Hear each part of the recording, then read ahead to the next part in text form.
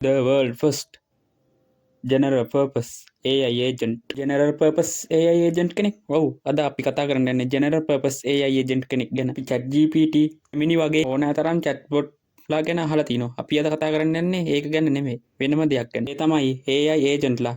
AI තාක්ෂණයේ මීළඟ පියවර. අපි බලමු මේ AI agent ලා කියන්නේ කවුද කියලා. අපි කතා කරන්න යන්නේ මනුස්ස AI ගැන. මෑතකදී විශාල වශයෙන් ප්‍රසිද්ධ වෙච්ච AI agent කෙනෙක් තමයි මනුස්ස AI. නිකම් chatbot AI කෙනෙක් නෙමෙයි. අපි බලමු මනුස්ස AI කියන්නේ මොකක්ද කියලා. මේක general purpose AI agent කෙනෙක්. මොකද ඔබ ලබා දෙන සංකීර්ණ ගැටලුවක් කුඩා කොටස් වලට බෙදා තනියම සැලසුම් කරලා විසඳුම් ලබා දෙන්න හැකියාවක් මෙයාට තියෙනවා. උදාහරණයක් විදිහට හිතන්නකෝ ඔයාට ව්‍යාපාරයක් ගැන රිසර්ච් එකක් කරන්න ඕනි කියලා. ඊට පස්සේ අපි මේක මනුස්ස AIකට කිව්වොත් තනියම ගිහින් අන්තර්ජාලයෙන් විස්තර හොයාගෙන අපිට විශ්ලේෂණය කරලා අපිට අවසාන ප්‍රතිඵලය සාර්ථක ලෙස ලබා දෙනවා. මේ වගේ වැදගත් වැඩවලට මේක ගොඩක් ප්‍රයෝජනවත් වෙනවා. නිකන් හරියට මේක මිනිහෙක් හරියට රිසර්ච් එකක් හොයනවා වගේම තමයි. කතා කරන්නේ මනුස්ස AIගේ සුවිශේෂී හැකියාව කිහිපයක් ගැන. එක මෙයාට තමන්ගේම කියලා වෙබ් බ්‍රවුසර් එකක් තියෙනවා. ඒකෙන් පුළුවන් මෙයාට මිනිහෙක් වගේ තොරතුරු ගන්න. දැන් මෙයා අන්තර්ජාලයට පිවිසලා අවශ්‍ය තොරතුරු ටික අපිට ලබා දෙනවා විශ්ලේෂණය කරලා. අංක 2 පුළුවන් ඕනෑම සංකීර්ණ ගැටලුවක් කුඩා පියවරට කඩන්න. ඊට පස්සේ ඒ පියවරෙන් පියවර මෙයා හරියට සැලසුම් කරලා තමයි අපිට උත්තර ලබා දෙන්නේ. විශේෂී ලක්ෂණෙත් මේකම අංක 3. මෙයාට පුළුවන් තනියම කෝඩ් ලියන්න.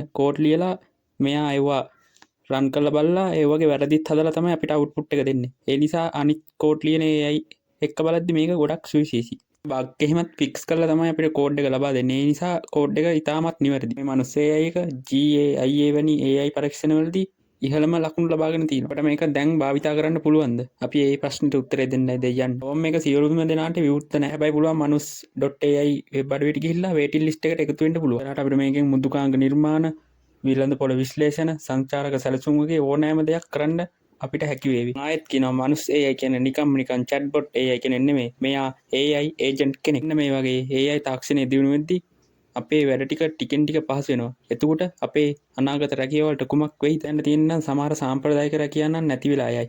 AI නිසා අලුත් රැකියා ඇති වෙයි. ඒ නිසා ඕගොල්ලෝ මොකක්ද හිතන්නේ? මේ වගේ අලුත් වීඩියෝ බලන්න අපි subscribe කරන්න, follow කරන්න අමතක කරන්න එපා. එහෙනම් අපි ආයේ වීඩියෝ එකකින් සෙට්